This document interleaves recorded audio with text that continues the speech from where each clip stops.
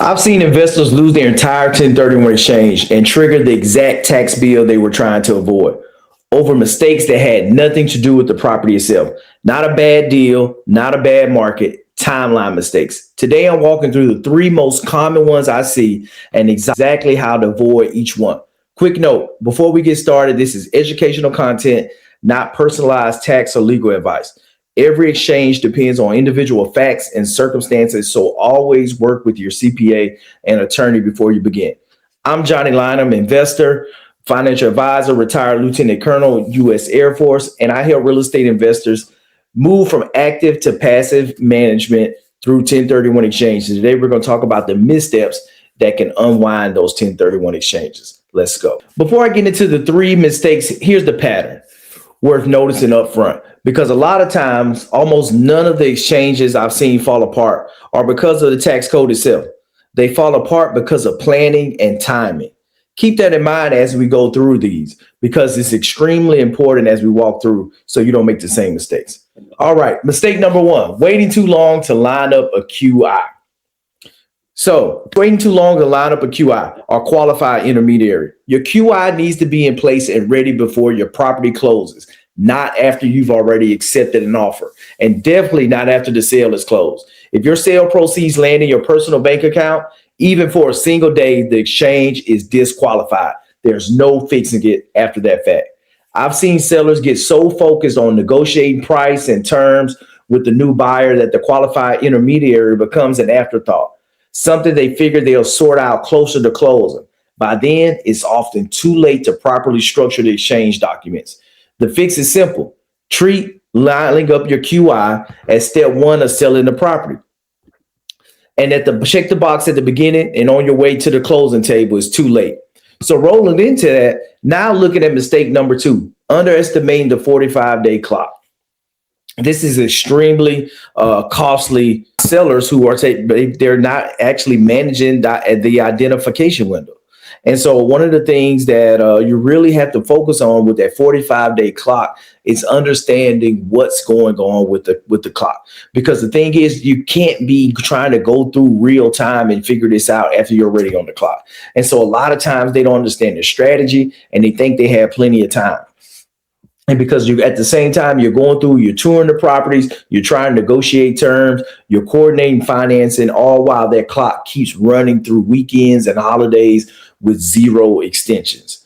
And here's what I see happen in practice. An investor waits until closing to even start seriously looking at replacement options. By day 30, they're under real pressure. And by day 40, they're settling for whatever's available rather than what actually fits their goals. Wrong asset class, wrong location, wrong hold period. That's not a tax mistake. That's a planning mistake with a tax consequence attached to it.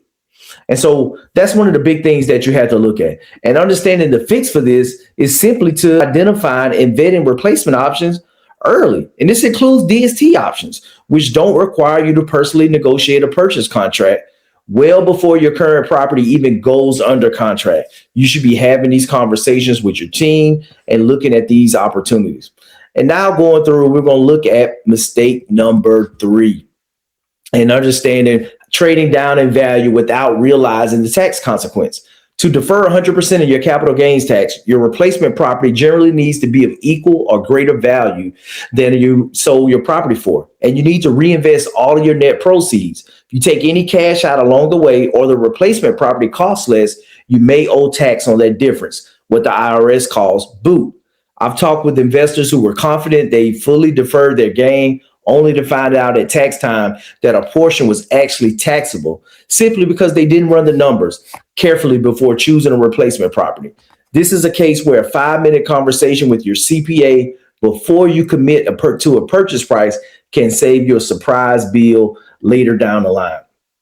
And so that's one of the big things that you have to take into account is involving your team early. And one of the things that you really notice with all three of these, what they have in common, none of them are complicated tax code problems. They're timeline and planning problems. The tax code itself is actually fairly consistent and well established. What trips people up time and time again is trying to make major financial decisions under a deadline that started the moment they weren't paying attention to it. And so that's at the end of the day what really trips up a lot of people. That's exactly why I run every client through a structured, documented process, clear timelines, clear accountability, checkpoints well before each deadline, not scrambling 3 weeks out. In the military, we call this mission planning. You map the objective and the timeline before you're already in motion, not after.